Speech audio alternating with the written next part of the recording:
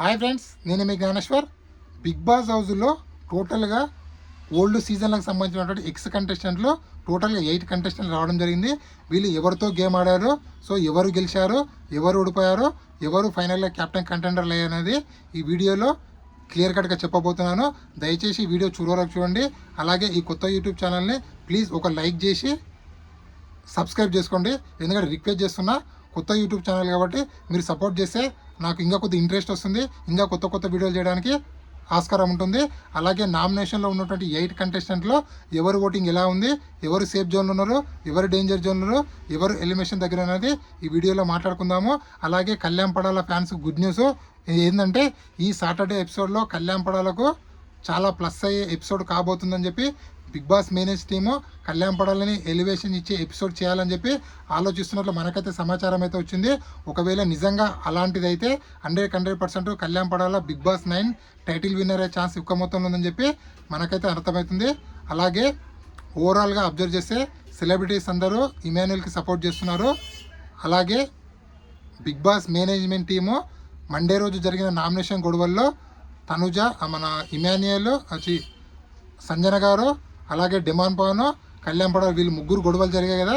ఈ ముగ్గురు గొడవల్లో ఎవరికి రెడ్ కార్డు ఇవ్వాలి, ఎవరికి ఎల్లో కార్డు ఇవ్వాలి, ఎవరికి వార్నింగ్ ఇవ్వాలని చెప్పి ఒక మేనేజ్మెంట్ మొత్తం ఈరోజు ఒక మీటింగ్ అయితే జరిగింది. సో ఓవరాల్గా వాళ్ళు డిసైడ్ చేసింది ఏంటంటే, రెడ్ కార్డు ఎల్లో కార్డు ఇచ్చి కంటెస్టెంట్లకు వార్నింగ్ ఇవ్వాలి, లేకపోతే ఎవరో ఒకరిని బయటికి పంపించాలి.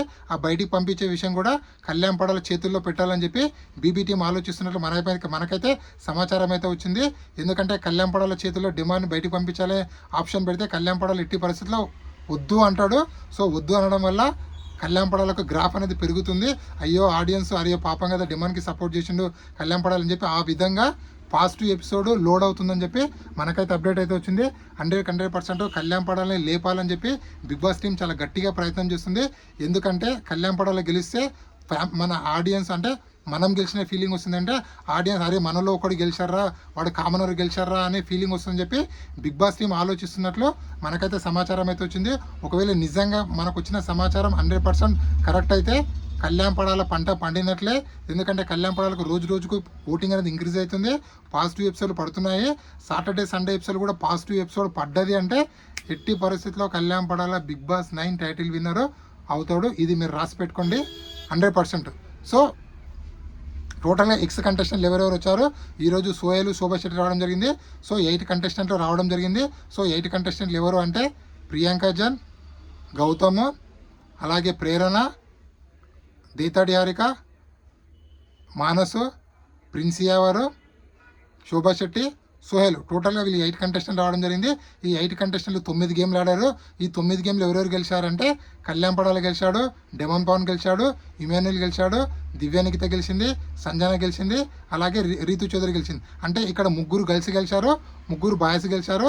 టోటల్గా ఇప్పుడు బిగ్ బాస్ హౌస్లో ఉన్నటువంటి 12th వీక్లో కెప్టెన్ కంటెండర్లు ఎవరు అంటే కళ్యాణ్ పడాల, ఇమాన్యుయల్, డిమాండ్ పవన్, రీతు చౌదరి, సంజన, దివ్యానికిత, ఈ 6 మెంబర్స్ కెప్టెన్ కంటెండర్లు. ప్రజెంట్ కెప్టెన్ కంటెండర్ టాస్క్ నుంచి అవుట్ అయిన కంటెస్టెంట్లు బర్నీ గారు, సుమన్ శెట్టి, తనుజ. సో టోటల్గా బిగ్ బాస్ హౌస్లో 9 కంటెస్టెంట్లు ఉన్నారు. సో ఈ 9 కంటెస్టెంట్లో మీ అనాలసిస్ ప్రకారము బిగ్ బాస్ 9 టైటిల్ విన్నర్ అయ్యే ఛాన్స్ ఎవరికి ఉందనేది కింద కామెంట్ పెట్టండి. అలాగే డబుల్ ఎలిమినేషన్ పెడితే ఎవరు ఎలిమినేషన్ అయ్యే ఛాన్స్ ఉంది, అలాగే సింగిల్ ఎలిమినేషన్ పెడితే ఎవరు ఎలిమినేషన్ ఛాన్స్ ఉంది అనేది కూడా కింద కామెంట్ పెట్టండి. అలాగే మీ టాప్ 5 ఎవరనేది కూడా కింద కామెంట్ పెట్టి రాయండి. అలాగే నామినేషన్లో ఉన్నట్టు 8 కంటెస్టెంట్ల ఓటింగ్ ఎలా ఉందని ఇప్పుడు మాట్లాడుకుందాము. నామినేషన్లో టోటల్గా 8 కంటెస్టెంట్లు అయితే ఉన్నారు. కళ్యాణ్ పడాల, తనుజ, ఇమాన్యుయల్, భరణి, సుమన్ శెట్టి, సంజన, దివ్యానికిత, అలాగే డిమాండ్ పవన్. సో టోటల్గా 8 కంటెస్టెంట్లు ఉన్నారు. వీళ్ళ ఓటింగ్ ఎలా ఉందంటే కళ్యాణ్ పడాల ఓటింగ్ 33%లో ఉంది, అలాగే తనుజ ఓటింగ్ 29%లో, అలాగే ఇమాన్యుయల్ ఓటింగ్ 10%లో, బర్నీ ఓటింగ్ 6%, డిమాండ్ ఓటింగ్ 6%, అలాగే సంజన ఓటింగ్ 6%, సుమన్ శెట్టి ఓటింగ్ 6%, అలాగే దివ్యానికిత ఓటింగ్ అనేది 5%లో కొనసాగుతుంది. వీళ్ళలో సేఫ్ జోన్లో ఉన్న కంటెస్టెంట్లు ఎవరు అంటే తనుజ, కళ్యాణ్ పడాల, ఇమాన్యుయల్, వీళ్ళు ముగ్గురు సేఫ్ జోన్లో ఉన్నారు.